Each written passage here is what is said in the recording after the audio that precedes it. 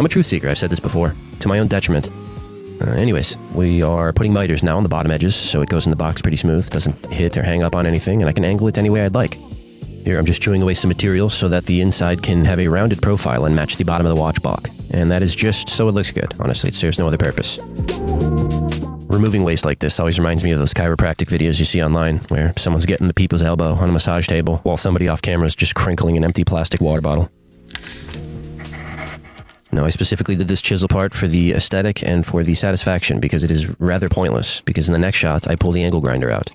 And on the angle grinder, I have a wood disc. And that just hogs material out, and it lets me shape this thing the way that I want to. If you're wondering why I'm doing this part, there's no specific reason, besides the fact that I wanted it to be unique, and just add some more details. Just round over the inside. No, I didn't intentionally make this look like a half pipe, it's just how it worked out. And I wanted it to match the round edges of the backside of the watch block.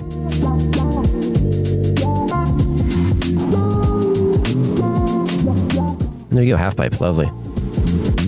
Here we have some purple heart I glued back to back. These are just scrap pieces I had sitting around. I mitered the edges so I had less material to grind off.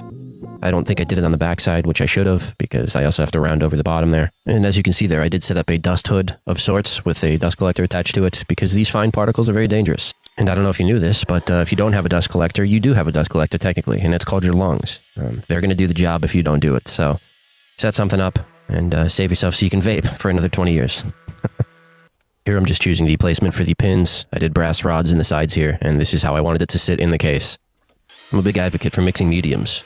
Specifically on this channel, I use wood, fabric, metal, try to mix things up.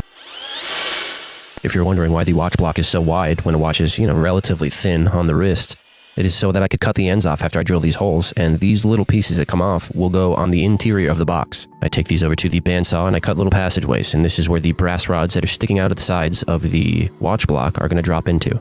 The reason I did this is so the slots and the holes line up perfectly with the block itself, and it actually seats pretty well.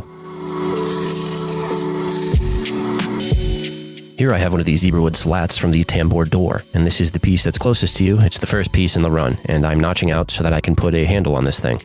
I didn't want to use metal or something prefabbed, I just wanted to make it out of the material that the box was made out of. This, besides the brass, is completely wood and it's all scrap that I've had, and I believe the brass was left over from something. I decided to use a piece of the papoop for the handle. I used brass screws in this thing, just to keep it all tied together and cohesive. And the handle went on without a hitch. It fit pretty well, and I was happy with it.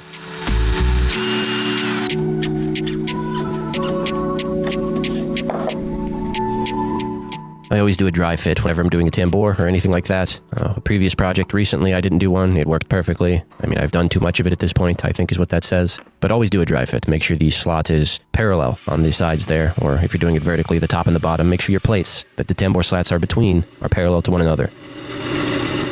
Here I've got some brass rod and I'm cutting it down on the bandsaw. This is 1/4 inch round. You can get it on Amazon. You can get it many places. And this here's just a little trick on how to polish or sand or just get an even sheen on brass, especially if you're not going to put some sort of sealer on it. This is a great way to go. I wrote a joke saying, "This is me when you subscribe to this channel." And that's inappropriate, so we're not going to pretend I didn't say it. I would never say something like that. That's inappropriate. But, subscribe, please. I took the block over to the sander right before putting it into the case, just making sure it fits. It was too wide, I imagine, and look at that. Like a gosh darn glove. And now we are on to the final pieces of this puzzle. These are the feet that I'm making here, and I wanted them to have an interesting shape to them and also hug the corners of the box. I essentially just took some square stock and I've made some corner molding, basically, just L-shaped. And I cut smaller segments off of it and I just freehand rounded it in on this belt sander here from Harbor Freight. I love just shaping things by hand. It adds flavor you're not going to get by using machine and just mass-producing parts. That's that personality we were talking about before. If you're not going to have much of it yourself, the things you make can have it, and I think that kind of evens things out. At least it does in my eyes. I'm using an oil-based polyurethane here. I've used this a lot. Nothing quite compares to the buildup of an oil-based polyurethane in my eyes. Rubio's pretty nice. I've been using it on a lot of stuff, but there's something about that thick coating that you can tell it just looks sturdy.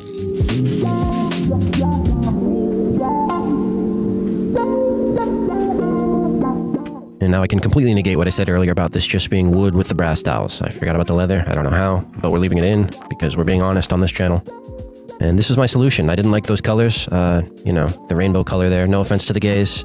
Just not my thing. Didn't look great on this. So I actually took a page out of their book and I just covered it with leather. I think it looks pretty nice. Watch block got some leather as well. Back of the tambour door gets some leather.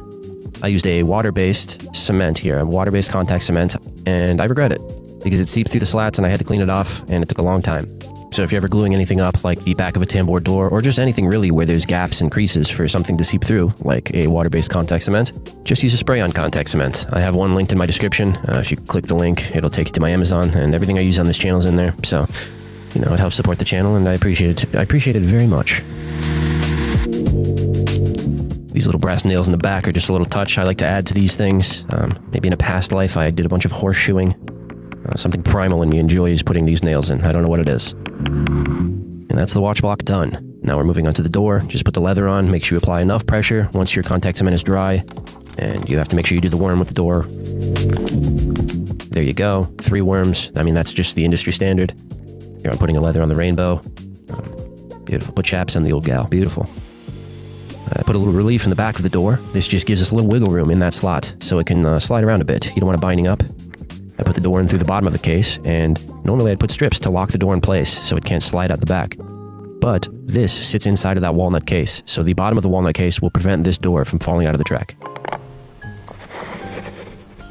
Now, if you've been confused what I meant this entire time about 2 separate boxes, here they are. Here's the bottom base, and here's the top box that fits in it.